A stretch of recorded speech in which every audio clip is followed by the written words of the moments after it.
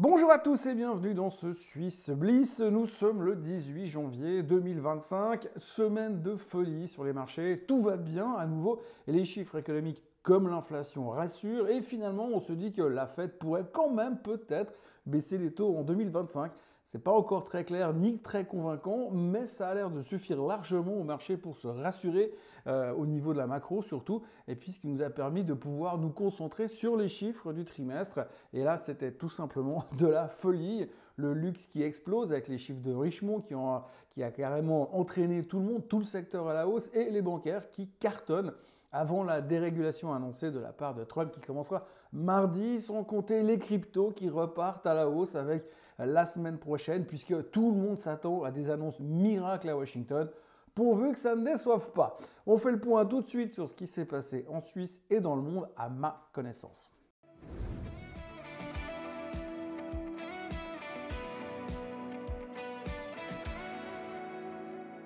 Tout d'abord, du côté de l'économie suisse, eh bien, on notera que le climat de consommation s'est un tout petit peu amélioré. L'indice de référence qui a été publié par le SECO s'est inscrit à moins 30 points en décembre 2024. C'est donc mieux que les 14 points de son niveau de décembre 2023. Le secteur du tourisme en Suisse a connu un mois de novembre relativement faste. Les nuitées ont bondi de 5,8% grâce à la hausse des visiteurs suisses et étrangers. Sur 11 mois, l'augmentation est quand même un tout petit peu moindre, moins de 1,9% sur un an, ça reste encore un petit peu en repli. Le point pivot de la semaine aura clairement été pour le reste les chiffres de l'inflation américaine qui ont été publiés mardi et mercredi. PPI mardi, CPI mercredi. Comme on en a déjà largement parlé dans le Morning Bull de mercredi matin et de jeudi matin, et je ne vais pas revenir dessus, ça ne servira à rien, mais ce qu'il faut surtout retenir, c'est que les chiffres restent moins pires que prévu. Souvenez-vous ça, hein, moins pire. Et c'est pour ça que tout le monde a retrouvé des couleurs et la motivation de croire que ça va aller encore plus haut. Ça ne veut pas dire que ça va forcément mieux et que l'inflation a ralenti, ça veut surtout dire qu'elle monte moins fort que prévu. Mais je rappelle tout de même que le but avoué de la Fed, à la base, c'est de ramener l'inflation à 2%, et que là, tout de suite, très honnêtement, c'est pas tout à fait le chemin que ça prend. Mais c'est pas grave parce que nous étions conditionnés pour avoir une inflation plus forte et se résigner à ne pas voir baisser les taux américains en 2025. Et comme les chiffres de la semaine étaient moins pires, on a été un peu soulagés et on a retourné notre veste pour la 3e ou 4e ou 5e fois en 3 mois, je sais plus. Enfin, comme tous les 3 jours en ce moment. Du coup, comme on a recommencé à respirer, les choses sont reparties à la hausse et tout le monde s'est emballé en mode bull market. Donc je conclurai ce chapitre en notant tout de même au passage que le pétrole a tout de même tapé les 80 $ cette semaine, même s'il se replie un petit peu en fin de semaine, que le gaz naturel monte à la vitesse d'un cheval au galop et chaque fois qu'un flocon de neige atterrit sur le territoire américain, et que ça, c'est pas forcément encore intégré dans le calcul du mois dernier, sans compter que lorsque l'on connaît les capacités en calcul du Bureau of Labor Statistics, puisque c'est quand même les mêmes qui publient les chiffres de l'emploi, on peut quand même se méfier un tout petit peu. Côté inflation toujours, on peut aussi parler des Européens très brièvement. En Italie, l'inflation a ralenti à 1% en 2024 contre 5,7% en 2023 grâce à la chute des tarifs de l'énergie en particulier, surtout en décembre. Elle s'est établie du coup à 1,3% sur un an. En Allemagne, le renchérissement a été confirmé à 2,6%, on en a déjà parlé cette semaine, sur la même période. Et puis en France, le CPI était de 1,8%.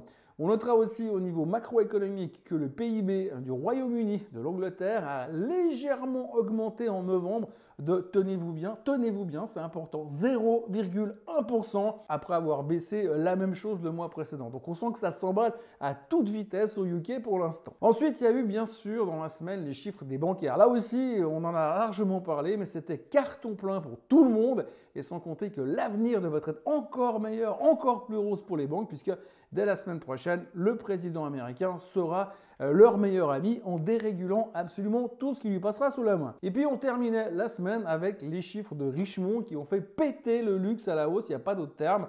Je reviendrai un petit peu sur les chiffres un peu plus loin dans la vidéo, mais disons que c'était excellent et que tout le secteur en a profité. Alors je crois que ce qui fait le plus peur, c'est que Richemont termine la semaine au plus haut de tous les temps. C'est pareil chez Hermès et les Chinois ne se sont même pas encore réveillés. Je vous laisse imaginer ce qui va se passer dans le secteur quand China Airlines va affréter des charters entiers pour venir à Paris faire du shopping. Et pour le reste, eh bien, on notera que les marchés US ont vécu leur meilleure semaine depuis les élections, que vendredi c'était la dernière séance de trading sous Biden et que lundi les marchés américains seront fermés pour cause de Martin Luther King Day. Le rendement du 10 ans s'est fait taper dessus durant la semaine et est retourné à la niche. Actuellement, on touche plus que du 4,62 par année, alors que mardi, on était à 4,82 et qu'on parlait déjà de 5% à venir. En gros, la semaine aurait été un gigantesque tournage de veste. Dorénavant, la probabilité de voir les taux baisser remonte gentiment. Là, on parle de plus de 30% de probabilité, alors qu'on était avant, on était juste à 20% il y a quelques jours. Et pour le reste, tout reste dans les mains de Trump à partir de mardi. D'ailleurs, à propos de l'investiture, on soulignera que Madame Yellen, secrétaire du Trésor qui sera au chômage dès lundi, a déclaré hier que les USA atteindront leur plafond maximum au niveau de la dette dès mardi prochain, le 21 janvier, le jour de l'investiture. Et elle a ajouté que le département du Trésor devrait commencer à se bouger les fesses pour trouver des solutions. Donc, Yellen est à la tête du département du Trésor américain depuis 4 ans, et là, elle se casse lundi à la retraite, et elle annonce que son successeur a intérêt à bosser parce que ça va pas du tout. Alors, je ne sais pas ce que vous en pensez, mais j'ai quand même un peu l'impression que ça commence à se voir. Oui, ça commence à se voir que les démocrates sont en train de s'aborder le navire avant de le quitter. Et si ça se trouve, Biden a fait transformer le bureau ovale en triangle sans rien dire à personne et il a caché des poissons pourris dans les tiroirs. On passe maintenant aux performances de la semaine. Alors vous voyez que sur une semaine, on a un regain d'intérêt du Bitcoin qui est à plus 8,84% sur la semaine. Pendant plusieurs jours, on s'est dit « Ouh, c'est bon, il est en train de casser les 89 000, on va tous mourir ». Bref, on a tout rebondi, on est quasiment de nouveau presque au plus haut de tous les temps sur le Bitcoin. Le Semiconductor Index qui reprend également 5,4%. Des bonnes nouvelles un peu partout, entre autres avec Taiwan Semiconductor, mais il y a aussi une boîte allemande, j'ai oublié le nom, qui a publié des bons chiffres cette semaine au niveau des semi-conducteurs qui prenait 17%, qui montre que ça continue à aller relativement bien dans le secteur. Alors rebond bien sûr sur le CAC 40 qui reprend 3,75%, merci au secteur du luxe. Le DAX qui est au plus haut de tous les temps avec 3,41% de hausse sur la semaine, c'est impressionnant. Le Dow Jones qui rebondit aussi de 3,7%. Le FTSE en hausse de 3%. Le S&P 500 qui est presque en hausse de 3%. Pas encore vraiment au plus haut de tous les temps, mais on verra sur le graphique, on est dans une zone qui commence à devenir de nouveau très intéressante. Le Nasdaq plus de 45%, la Chine plus de 2,3%, le pétrole qui reprend 2%. Et vous voyez que finalement, à la fin, la seule qui se traîne dans le rouge de cette semaine, eh bien, c'est le Nikkei. Les performances de la semaine ont été donc spectaculaires et excessivement positives pour l'ensemble des marchés. Merci aux chiffres de l'inflation, merci au secteur bancaire, merci au secteur du luxe. Du côté du marché suisse, si vous prenez la deuxième colonne, donc la dernière colonne à votre droite sur l'écran, eh bien vous voyez le premier chiffre en haut à droite, plus 18,2%. C'est la hausse de Richemont sur la semaine. Ça se passe de commentaires. Non, ils ne font pas de l'intelligence artificielle. Non, ils ne font pas de la crypto-monnaie. Non, ils ne font pas du private equity. Ils font tout simplement démontrer des produits de luxe. Donc carton chez Richemont, on en reparlera un petit peu plus loin. C'est du délire. ABB prend quasiment 3%. On a Holcim qui baisse Hotel, qui était downgradé durant la semaine. Autrement, le reste, eh bien, vous voyez Novartis de nouveau un peu dans le pâté. On a de la peine.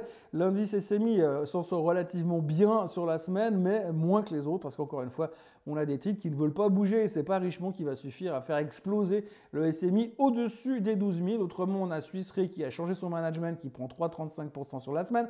Le Bon Rush qui est en baisse de 0,67%. Et puis vous avez alors finalement Nestlé qui est en forte hausse de 0,22%. Alors c'est clair qu'entre Novartis qui perd près de 2%, Nestlé qui monte de 0,2% et Roche qui baisse de 0,6%, c'est pas comme ça qu'on va avoir des performances stratosphériques sur le SMI. Sika qui prend 3% et l'UBS qui salue ses compères américains. Ses comparses américains, je devrais dire même, puisque après les excellents chiffres du secteur bancaire, eh bien, UBS prend 4,53% sur la semaine. Au niveau des graphiques, eh bien, on attaque tout de suite avec le SMI. Alors même si on n'est pas encore au-dessus des 12 000, on s'en rapproche. Vous voyez que la semaine aura été fructueuse quand même si ce n'est pas l'euphorie. Sur certains des gros titres, on a le SMI qui est de nouveau de retour juste en dessous, mais juste en dessous des 12 000. Donc vous voyez qu'ici, il va falloir quand même passer à un moment donné. Déjà, bon, il y a le niveau psychologique, mais vous voyez que c'est un niveau qui reste quand même un niveau pivot assez important sur le SMI. Ce qui est bien, c'est qu'on a cassé la moyenne mobile des 200 jours, qui est cette moyenne verte. J'ai un peu changé les couleurs de mes charts ces derniers jours, mais moyenne verte, moyenne mobile des 200 jours qui a été cassée à la hausse, donc c'est positif. La clôture est indubitablement positive sur la semaine. Les choses ont l'air de se passer relativement mieux, j'ai envie de dire, sur la Suisse pour l'instant. C'est pas encore gagné, mais vous voyez que sur la tendance de fond du SMI, qui est quand même un peu à la ramasse depuis un moment, on va tenter bientôt une sortie. Une sortie par le haut, il faudra qu'on casse clairement les 12 000, je dirais même les 12 100 pour commencer à dire que le SMI est de retour. Affaire à suivre, bien sûr, ces prochains temps en direct sur la chaîne Suisse Côte en français. Le S&P 500, alors oui, j'ai mis cette petite alignée de chiffres, de petites flèches rouges assez sympa. Vous voyez cette tendance descendante dans laquelle est le S&P 500 depuis un moment, qui passe par là. Vous voyez que vendredi, on a terminé en dessus de cette tendance-là, en dessus de la moyenne mobile des 50 jours.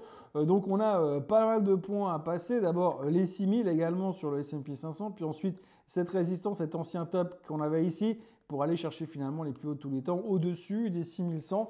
Mais ça, il y a Trump qui arrive au pouvoir la semaine prochaine. Il y a les résultats qui vont continuer cette semaine, plus les résultats de la semaine d'après avec les gros noms de la tech qui vont arriver.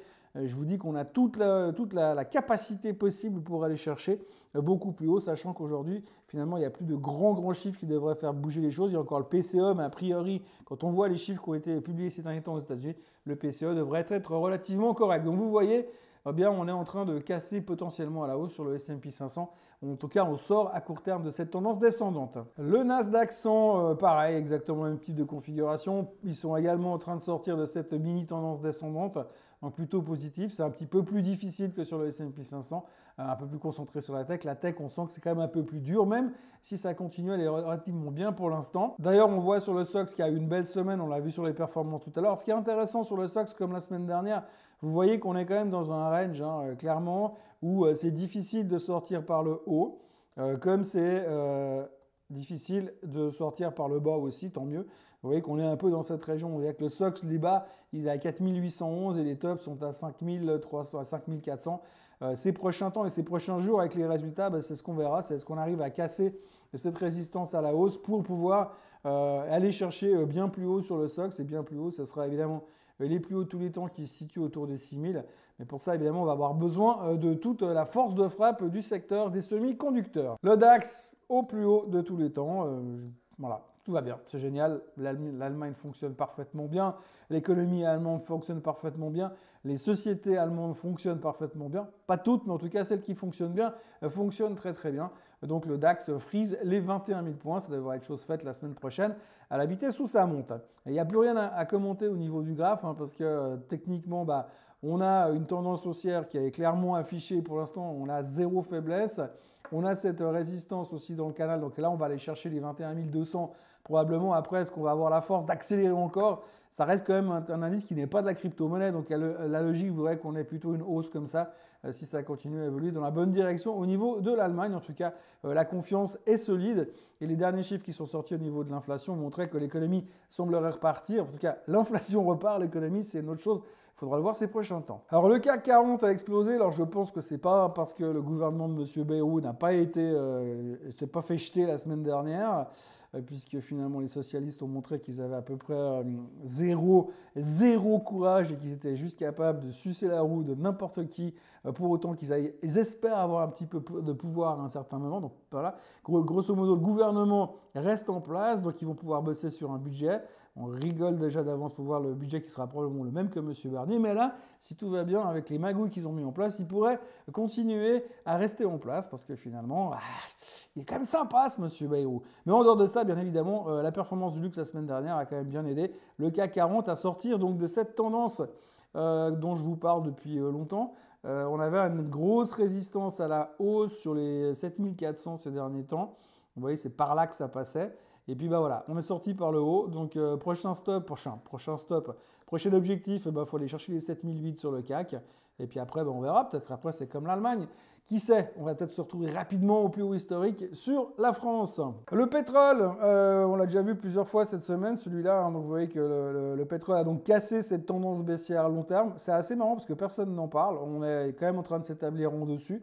Les chiffres qui sont sortis montrent que l'EIA est plutôt optimiste sur la consommation quand même, que l'offre est relativement contenue et que finalement la production ne devrait pas augmenter tant que ça. Donc l'un dans l'autre, ça dépendra un peu là aussi de ce que Trump pourra nous dire, parce qu'on rappelle quand même, pour la petite histoire, que Trump, lui, il parle de forer, drill baby drill comme il dit. Donc forer un maximum pour essayer de mettre la pression vendeuse sur le baril pour essayer de le faire revenir à un niveau correct. Je peux vous dire que j'ai fait le plein sur l'autoroute en France l'autre jour. J'ai pas été déçu quand je vois le prix du litre. On n'a pas fini de rigoler au niveau, en tout cas, consommation personnelle de ce côté-là. Enfin, à surveiller quand même, parce qu'effectivement, tout le monde se dit, bah, l'inflation était relativement bien contenue, mais l'inflation se base, les chiffres de l'inflation qui ont été calculés se basent sur cette période-là quand même, et que là, on est juste un petit peu en dessus. Donc, attention quand même pour les chiffres du mois prochain. Si vraiment le pétrole continuait à partir en dessus des 80 $. Pour l'instant, ça a l'air de se stabiliser, mais on est quand même en dessus de cette tendance descendante qui a été fortement marquée ces derniers mois. Et là, c'est quand même la première fois où ça casse à la hausse. Le Bitcoin, alors le Bitcoin, c'était quand même assez spectaculaire, hein, puisque l'autre jour, on est allé chercher au plus bas les 89 000, et là, on était au bord de la panique. Et vous voyez que ce candlestick de retournement ici, cette croix-là énorme, a vraiment montré que il y avait un imbalance de prix à ce moment-là et que finalement tout s'est retourné. Donc les 90 000 sont vraiment validés comme support hyper fort et depuis ça ne fait que remonter. Et j'ai pas besoin de vous faire un dessin pour vous dire que on attend l'investiture de Donald Trump et on attend de voir ce qui va nous sortir sur ces fonds stratégiques éventuels que tout le monde attend. Non seulement sur le Bitcoin et sur les cryptos en général. On repart sur les vedettes de la semaine. Alors du côté pharma, tout d'abord, l'agence américaine, la FDA, a homologué un test de dépistage de Roche pour le lymphome de type B qui permet de diagnostiquer rapidement ce type de cancer. Et au passage, Goldman Sachs a relevé l'objectif de cours sur l'action tout en confirmant qu'il reste sur selle.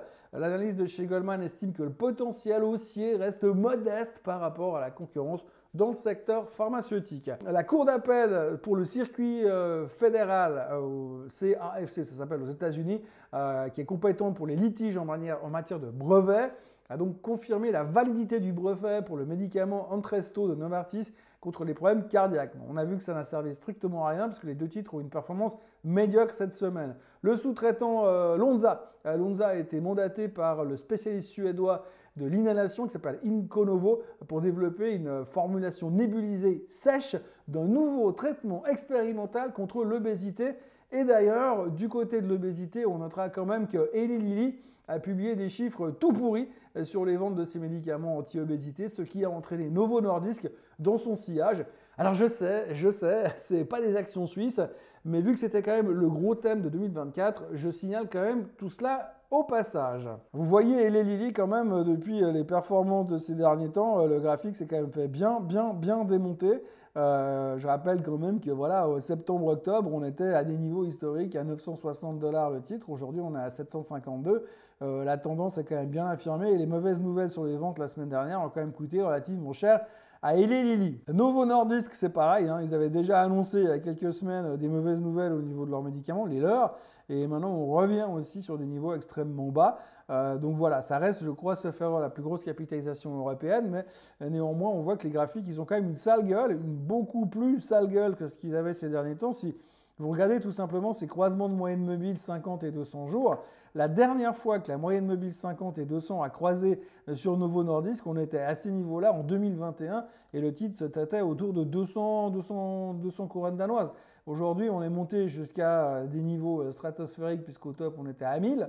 Et on est revenu déjà à 675. Donc attention quand même. Je noterai pour la petite histoire aussi qu'au niveau des médicaments anti-obésité, il y a de plus en plus de rapports, de plus en plus de vidéos qui circulent sur le net, de plus en plus d'effets secondaires qui sont développés et qui sont apparus. Donc attention quand même à l'utilisation de ces produits visiblement. Et si vraiment ça commence à dégénérer un petit peu trop sur quelques petits problèmes, on va se retrouver dans les mêmes situations qu'on a connu à l'époque pour la cigarette chez Philip Morris. Et puis autrement, Molecular Partners a annoncé étendre son partenariat qui existe déjà avec la société française de biotech qui s'appelle Orano Med dans le développement des radiothérapies DARPin. Je ne sais pas ce que ça veut dire, mais c'est des protéines d'anticorps génétiquement modifiées. Il y a également Polypeptide qui a annoncé un partenariat avec l'américain Cytovance, spécialiste dans les produits biologiques microbiens et mammifères et le développement de procédés. Je veux dire, c'est hyper excitant quand même. Et chez SGS, on parle de fusion avec le concurrent français Bureau Veritas. Mais pour l'instant, rien ne garantit quoi que ce soit que ces discussions pourraient aboutir à quoi que ce soit non plus. C'est vraiment pas très clair. On espère ni une transaction, ni un arrangement, ni une fusion, mais ils en parlent quand même. Mais à voir la performance du titre cette semaine, on peut déjà en déduire une chose, les actionnaires suisses sont moyennement emballés par la chose. Le graphique se passe de commentaires. Bon, SGS, ça n'a jamais été un graphique très spectaculaire, où il y a des trous partout sur les publications des résultats, mais alors regardez l'annonce de la semaine dernière, vous voyez que le graphique s'est fait littéralement, enfin que le titre s'est fait littéralement massacrer. Annonce, on est à 93,40, on se retrouve à 4,48 en l'espace de quelques jours. Donc sur les 3 jours après l'annonce, ça n'a fait que taper dessus. Donc clairement, le message est clair. Hein. J'ai l'impression que les actionnaires de SGS disent non, nous on ne veut pas que vous fusionniez avec un Français. Restez comme vous êtes, ça nous va très bien à ce niveau-là. Mais si c'est pour aller vous partager avec la France, on est moyennement motivé de venir avec vous. C'est clairement le message que le marché a envoyé la semaine dernière à SGS. Richemont est définitivement et officiellement le titre de la semaine en Suisse. Alors ils ont déjoué tous les pronostics en annonçant des recettes en nette hausse au 3e trimestre. Le groupe a enregistré une croissance à 2 chiffres dans toutes les régions, sauf le continent asiatique, performance qu'elle explique de la part de fructueuses ventes qui ont été faites durant les fêtes sur toutes leurs marques de luxe. C'est presque trop facile. Durant le trimestre, les recettes ont augmenté de 10% pour atteindre 6,15 milliards d'euros et le groupe qualifie ce résultat comme étant le plus élevé jamais atteint. Les attentes étaient à 5,6 milliards de recettes, bien à côté de la plaque. Et on notera que quasiment tous les analystes ont révisé leurs recommandations et price target à la hausse. En cyclisme, on appelle ça sucer la roue. Alors, vous voyez le graphique de Richemont, c'est du délire. Hein. Donc, regardez quand même, on est au plus haut de tous les temps. On est au plus haut de tous les temps sur Richemont. C'est quasiment délirant. On est à 163 francs 75 en clôture vendredi. Donc, 18% de hausse sur l'annonce des chiffres trimestriels. C'est juste hallucinant ce qu'ils viennent de nous faire, Richemont. Donc, ils ont pris tout le monde à contre-pied. Donc, regardez-moi ça, c'est incroyable. Le luxe est de retour, visiblement. Et ça, comme je vous le disais avant, cette performance-là, on tient compte du fait que les Chinois ne sont même pas là et ne sont même pas revenus. Alors, je vous laisse imaginer ce qui pourrait se produire plus tard. Je vous montre également LVMH. Alors, LVMH a encore du chemin à faire. Hein. LVMH qui est à 690 €. Mais vous voyez que le rebond depuis le plus bas est quand même assez spectaculaire. Alors, là aussi, on a cassé du coup la moyenne mobile des 200 jours. On est en train de recasser les résistances qu'on a eu récemment autour des 700 €. Donc, si on arrive à s'établir au-dessus de 700 € sur LVMH, qui publiera ses chiffres le 23 janvier, eh bien, on n'a pas fini de rigoler sur le secteur du luxe. Et puis, on a Hermès, pareil que Richemont, regardez-moi ça. Hermès, c'est hallucinant. Donc, voilà, 2490 € l'action chez Hermès. On n'a pas l'impression qu'ils ont vécu une crise à un moment ou un autre. Hein. Il y a eu des moments de faiblesse ces derniers temps, mais vous voyez qu'on est de nouveau au plus haut de tous les temps. Ça rigole. Visiblement, ça ne gêne pas les gens de payer des cravates le prix d'un repas dans un grand restaurant étoilé. Geberit a résisté un peu au vent contraire qui souffle sur le secteur de la construction et de la rénovation l'année dernière. Le spécialiste des toilettes et des installations sanitaires a dégagé un chiffre d'affaires de 3,08 milliards, un montant qui est stable si on compare avec 2023. La marge opérationnelle devrait, elle, en revanche, se réduire gentiment. Et c'est surtout ce qui n'a pas plu au marché, puisque le titre a perdu 3% sur l'annonce. Vous voyez un graphique qui se passe de commentaires. Petite déception. Ce n'est pas une déception monstrueuse, mais voilà, on n'arrive pas à rebondir. Et Geberit est dans une phase de consolidation, on va dire, latérale depuis quelques temps, qui fait qu'on se demande à quel moment ça va se réveiller. Peut-être qu'avec la reconstruction de l'Ukraine, une fois que Trump aura réglé le problème de la paix là-bas, eh bien, peut-être qu'il y aura du potentiel à rattraper sur Geberit. Au chapitre petits pains et croissants, on retiendra qu'Arista a indiqué être en avance d'une année sur ses objectifs financiers à moyen terme. Le groupe s'attend en tout cas à réaliser de manière prématurée son objectif de marge brute d'au moins 14,5%. Depuis l'annonce, le titre a progressé de 11%. Bon, 11% de pas grand-chose, mais ça reste quand même 11% de hausse pour Arista. Et puis on termine avec Swissquote, les résultats de Swissquote qui ont publié leurs chiffres vendredi. Alors ils tablent sur un bénéfice de 345 millions contre 255 millions l'année d'avant. Fin décembre, le chiffre d'affaires s'est inscrit à 655 millions et les avoirs des clients étaient à 76 milliards et la net new money atteint 8,3 milliards de francs suisses contre 5 milliards il y a 12 mois. Et c'est aussi assez intéressant puisque dans le communiqué de presse, dans les déclarations du CEO Marc Burki, eh bien on voit que plus de la moitié du volume de trading en crypto pour la seconde partie de l'année s'est fait uniquement entre novembre et décembre, en gros, ce qui veut dire que l'arrivée de Trump a déclenché un espèce d'engouement magnifique, spectaculaire, on va dire, sur les cryptos. Je ne vous dis même pas ce que ça va faire quand ils vont annoncer tout ce qu'ils ont annoncé mardi après l'investiture. Pour ce qui est de la semaine prochaine, il n'y aura que peu de chiffres économiques importants, mais en revanche, on n'oubliera pas l'avalanche de résultats qui vont continuer à s'intensifier dans les jours à venir. On aura entre autres 3M, Netflix, Procter, Johnson & Johnson, Texas Instruments ou encore Verizon et American Express. Et puis comme je vous l'ai dit avant, LVMH, le 23 janvier, ça sera très regardé, vous pouvez l'imaginer. Voilà ce que l'on pouvait dire de cette semaine épique en bourse. La confiance est à son top, pourvu que ça dure. On espère que Trump va marcher sur l'eau. En tous les cas, une chose est sûre, il sait faire son marketing puisque le président élu vient aujourd'hui de lancer un meme coin à son effigie sur Solana. Regardez ça, il a été lancé ce matin, ce meme coin, 22 millions de vues sur la communication sur X et la valeur de sa crypto perso est déjà de près de 15 milliards avec une hausse de plus de 4000% en quelques heures ou 5000%. Bref, on se dit qu'à la vitesse où ça va, il y en a quelques-uns qui viennent déjà de boucler leur année et potentiellement il va peut-être trouver un moyen de rembourser la dette américaine avec ça. Voilà, profitez bien de votre week-end. Lundi, il n'y aura pas de Morning Bull pour cause de Martin Luther King Day. Mais en revanche, je serai en direct sur le plateau de BFM Business à Paris à 11h dans Tout pour investir avec Lorraine Goumeau. On se revoit donc mardi depuis je ne sais pas où parce que comme vous le voyez, j'ai dû bouger pendant quelques jours à l'étranger pour des raisons indépendantes de ma volonté. Mais je vous revois mardi pour la suite des aventures du monde merveilleux de la finance depuis ici ou depuis ailleurs. N'oubliez pas de vous abonner à la chaîne Swissquote en français, de liker cette vidéo, de la partager et de la commenter et puis de revenir la semaine prochaine pour voir le Bitcoin passer les 150 000 $, le Dogecoin franchir les 1 $ et voir Netflix taper les 1000 $ après la publication de ses résultats. Excellent week-end, soyez forts. Moi, je vais trouver un bouchon lyonnais pour pouvoir manger à midi et je vous vois très bientôt. Allez, bye bye!